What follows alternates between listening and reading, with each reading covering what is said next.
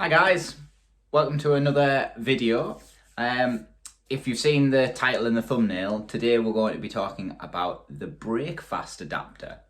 Now, for everyone that doesn't know what this is, quick rundown is it's basically an adapter that you bolt to a Schlumpf gearbox so you can run a disc brake. Obviously, Schlumpf's is normal, you can't mount a rotor onto the hub. So the BrakeFast allows you to do this. It also as well can convert the flanges from 36 hole to 32 hole to run 32 hole rims. Most importantly, like a carbon fiber 36 rim. So the video today is going to be a little bit different, as I'm going to hand over to Roger in the warehouse, and he's going to go through and build the BrakeFast onto a Schlumpf, actually a shell of a Schlumpf, but you'll see as it comes through.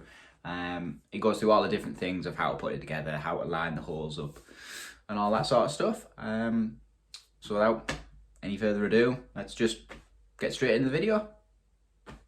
Today we're going to do how to assemble the BrakeFast, and we're going to do the BrakeFast 32. Here we have everything that comes in the kit, not that bit.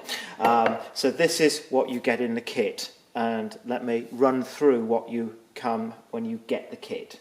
So you have the two pieces which have the disc mount on it, and you also have the plain blank side, which I will detail. That's actually quite complicated, and we'll detail that later on. You also have 40 M2.5 by 16 stainless steel bolts. These are all torque bolts.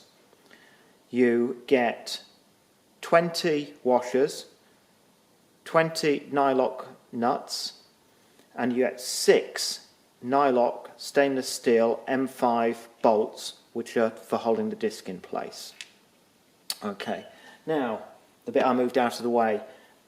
This is actually a blank shell. It's actually a damaged shell. You can actually see somewhere there's a broken spoke hole. So we've just, useful for today to demonstrate. Now, the first stage is preparation.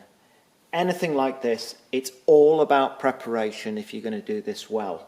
First thing you do, Schlumpf hubs, we all know, they end up being very, very greasy, just with the oil coming out of them. So the first thing you do is make sure everything is degreased and clean. Make sure you get all of the grease off it. So good preparation, get that ready. Next thing is to look at the bolts. So although I've said this has got a broken bolt, this has been used, it's been built, and it's very typical of where we're going to be. So I've just grabbed this is a nail file, absolutely ideal for what we're going to do next. So let me bring this up and see if you can see here. You can see marks where the spokes have actually damaged the inside of the flange. That's typical. This is not unusual. In fact, on my own hub, they were worse than that. So the first job you're going to do is you're just going to file off those bits that are sticking up. The reason for doing that is to make sure that the flanges sit squarely onto the flange. So the new flanges will be perpendicular to the hub, which is where they need to be. Not going to go all the way around, but you'll be doing that perfectly, I'm certain about that. Okay, the first part we're going to install is the two halves of the flange. These are pretty straightforward. Now I'm going to show you, on this you will see on each half there are actually 18 holes.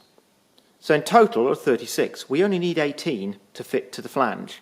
So the reason is, and you can probably see, some of the holes are closer than the others. So you've got a 91 or 92 as the hole sizes. Now, the reason is that at hub number 400, Florian changed the pitch of the bolts. So if your hub number is less than 400, then you need a 92 holes, and if it's after 400, you need 91 holes. So you'll see what lines up on your hub, but it should be pretty straightforward. So this hub it's an early one, so it's 200. So this is going to use the 92 holes, so the ones that are further out. So if we line it up on we'll start anywhere, and we can just pick a screw, put one in. Be very careful with these. Do not cross-thread them. What I'm doing at the moment is just putting a few of the bolts in, just so we can line it up. So the idea here is that you're assembling nice and gently. To tighten them up, I'm just using this. It's a tiny, tiny screwdriver for the torque screw. I'm just putting 3 in to begin with. I know which those 3 are. I'm then going to get the next one. I've not tightened them up tight at all. They are very, very slackly fitted. Now, something that is very important at this stage to do, and again I'll bring it up to show you, there is no gap here at all.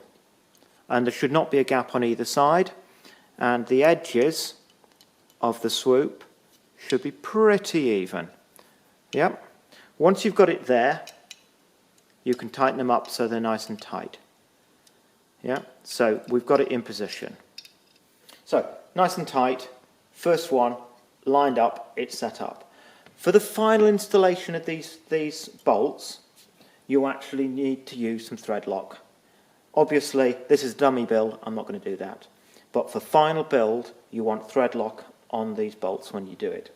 I would suggest you do the first 6 bolts without, take them out and put them back in with thread lock when everything is set up and right.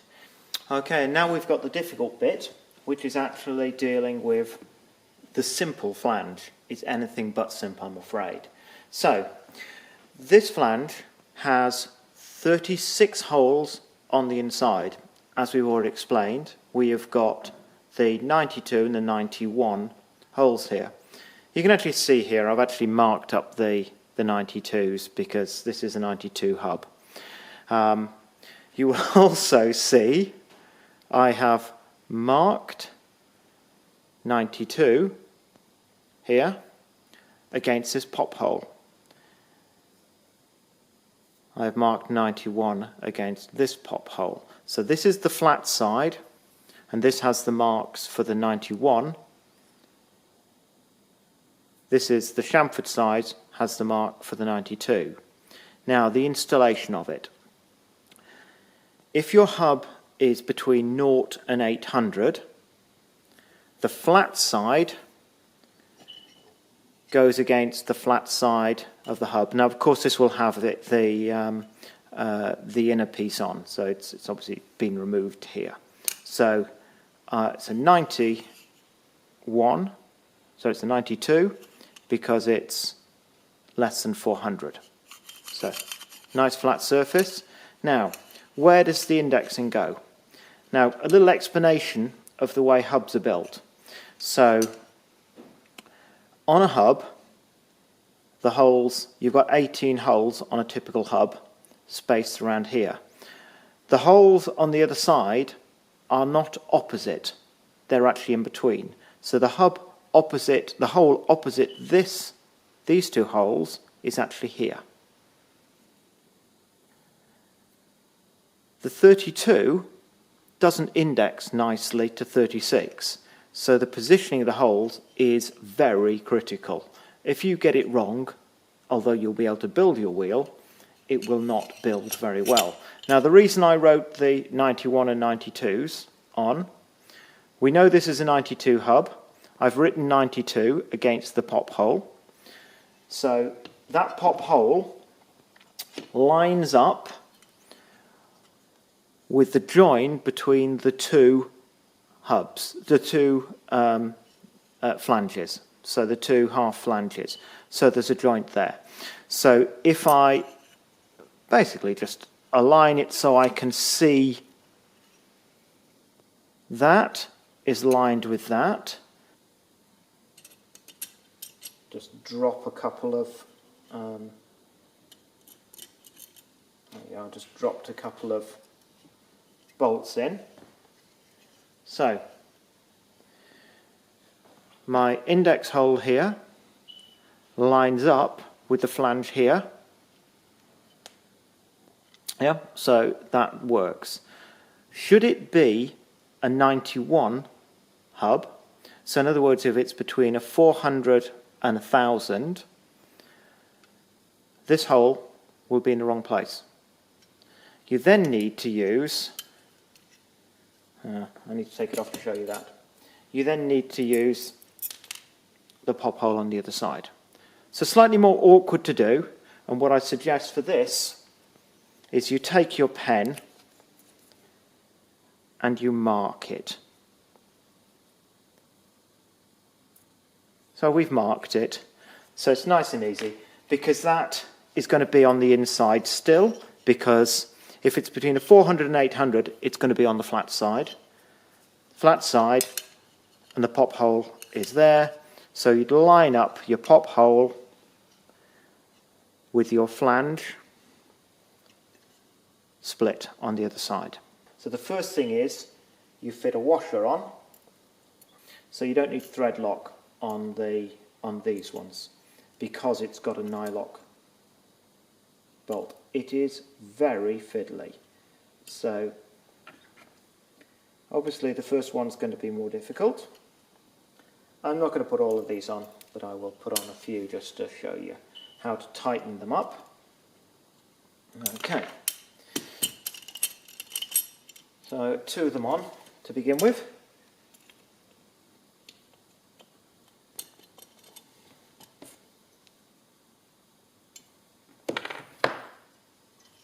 And we have the flange in place. Obviously, you will need to carry on putting all of the 18 bolts on this side. You'll need to put in the 18 bolts on this side. The next stage is fitting the brake or the disc onto the BrakeFast. So you see here, this is a Shimano 203mm brake. I mean, this is the RM86, but there are several different versions will work as the donor part. We will put it in the description below this video. So I have removed the studs. Removing them was reasonably straightforward. I used a mini grinder just to take off the studs. So once that's done, that can be got rid of. There's our disc. The holes in our BrakeFast are set up to fit this disc on. So once you've done that, it's a simple matter of fitting the screws on. You won't be doing this until the wheel is built. So it's kind of the last stage after you've spoked the wheel and got it all put together. Pretty straightforward. These bolts need tightening a lot. They also need assembling using thread lock. So you do not want these to come loose on the trail. And it is just a matter of tightening them up. As with anything like this, you tighten them up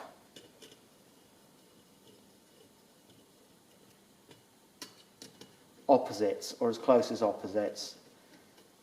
I'm not putting lots of force onto these because when we're coming to the final tighten,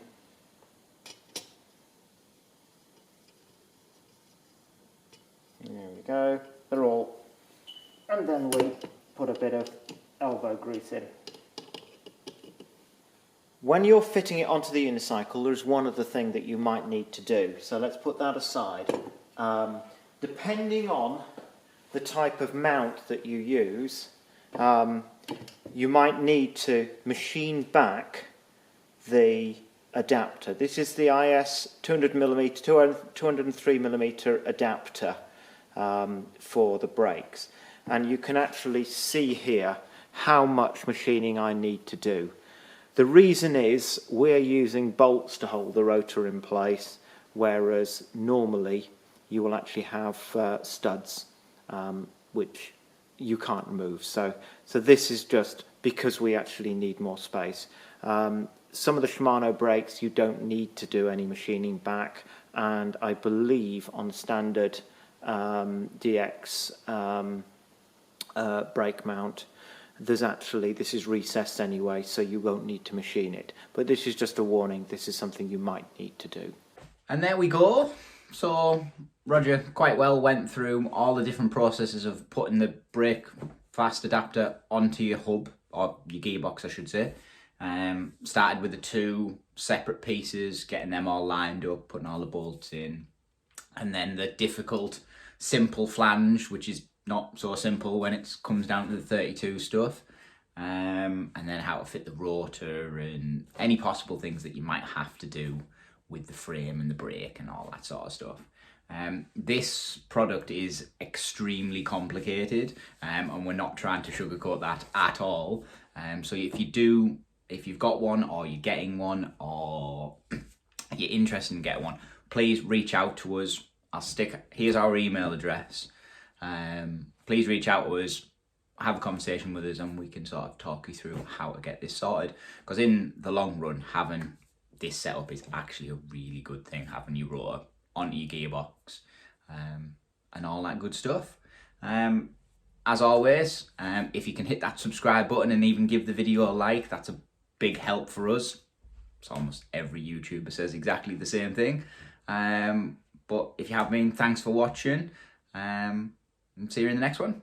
Cheers.